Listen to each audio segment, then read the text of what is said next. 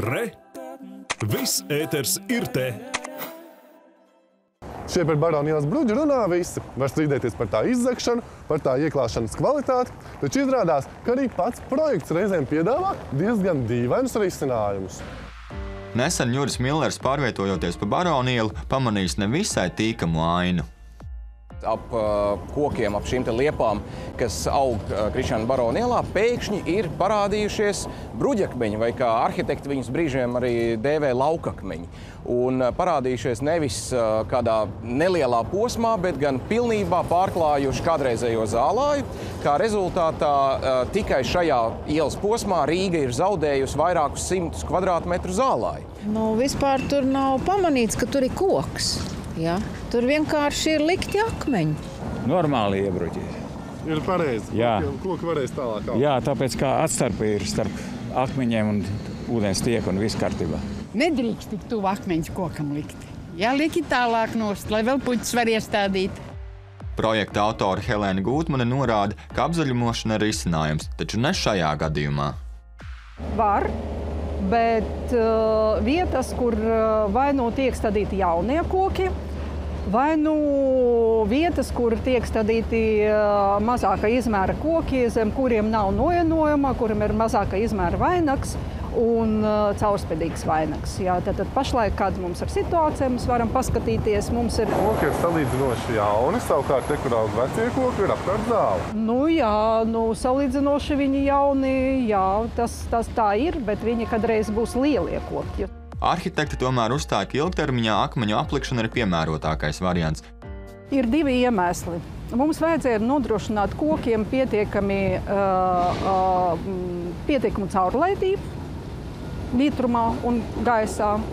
Un arī vēsturiski, tad, kad Barona iela labi iekārtoja 19. gadsimta beigās, 20. gadsimta sākuma pa posmiem, tad tieši šis risinājums bija pielietots. Neviena no attēlā redzamajām liepām līdz mūsdienām nav izdzīvojusi, bet tās liepas, ap kurām ir bijuši zālāji, tās gan līdz mūsdienām ir izdzīvojušas. Pierādījums tam, ka daudz iedzīvotāji nepiekrīt arhitektei, redzams sociālajos tīklos, kur Jura Millera publicētās bildes sacēla īstu vētru. Vislielākā kļūda ir ne tikai pašu zālāju likvidēšana šajā vietā, bet arī šo te laukakmeņu vai bruģakmeņu nobruģēšana līdz pat koka stumbram, kas faktiski vai nu lieks šim kokam normāli patstāvīgi augt turpmāk, vai arī jau ir faktiski šīs ielas rekonstrukcijas projektā ir iestrādāti lieki izdevumi no Rīgas pilsētas budžeta nākotnē, lai šos akmeņus atkal varētu cilāt ārā, lai šeit atkal varētu kaut ko darīt.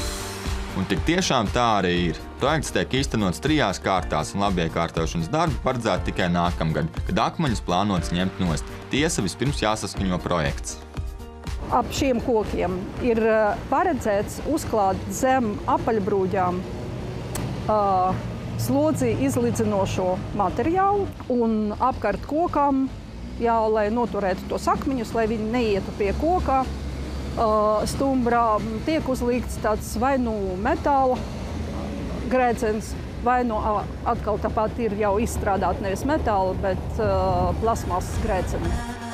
Taču vizuāli nekas nemainīsies, jo tāds pats akmeņu lauks te vien būs. Koku pētnieks Gunts Ceniņš norāda, ka akmeņus nekādā gadījumā nedrīkst likt tik tuvu stumbram. Savukārt bez slodzi izlīdzinošā klājuma varētu pilnībā iztikt.